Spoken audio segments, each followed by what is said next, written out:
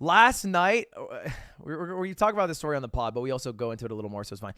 Last night, we're talking to XQC. It's me and Nick. We're having a discussion with him about some things. And right before we go to bed, XQC warns us, kind of weirdly. He goes, hey, man, sometimes I don't sleep good if I'm in a new place, and I can be kind of weird. And me and Nick are like, all right. We go to bed. And just to be safe, he's like, sometimes I'll try to escape. Okay. So we lock up all the animals inside the room that me and Cutie sleep in, and then I bring X to his bed. And around 4 a.m., Cutie shakes me awake. I'm like, what? He's like, it's X. And I'm like, oh no, it's 4 a.m. I'm barely awake. I open my door, and I see XQC walking down the stairs, like, to leave the house. And I'm like, oh no. So I jog up to him, and I touch him. And it's so weird because the moment I touch him, he snaps out of it. He's like, poof. He's like, oh, dude, oh.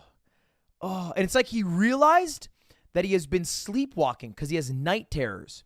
And so then I try to walk him back to his room, to go back to bed. And as we are walking back to his room, we see down the hallway. And down the hallway, while X was in his night terror, while he was sleepwalking, we see this giant fucking hole in the wall. And immediately X turns to me, kind of embarrassed, and he goes, oh, dude, so sorry. And like before he could even apologize, I'm like, dude, it's totally fine. It's totally fine. In the back of my head, I'm thinking slime has put holes into the drywall completely awake and sober, so it's no big deal that you did this in the middle of the night with a sleep terror. So I bring him back to his bed. And I'm like, hey, do you want me to sleep in the bed, or on like the ground next to you? Like, do you need me to be in the room? He's like, no, I actually sleep really good after that, because I guess he gets super drained when he goes through a sleepwalking phase, and apparently he slept like a baby after that.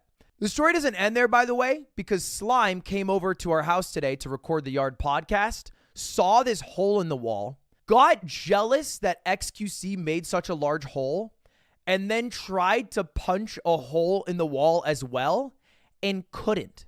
So I don't know if XQC, this is our conspiracy theory, gained superhuman powers with adrenaline in that fight or flight state of mind he was in and punched a hole successfully, or if he jumped into the wall and did a Captain Falcon knee, but he Giga Chad blew through that wall in a way that Slime was incapable of.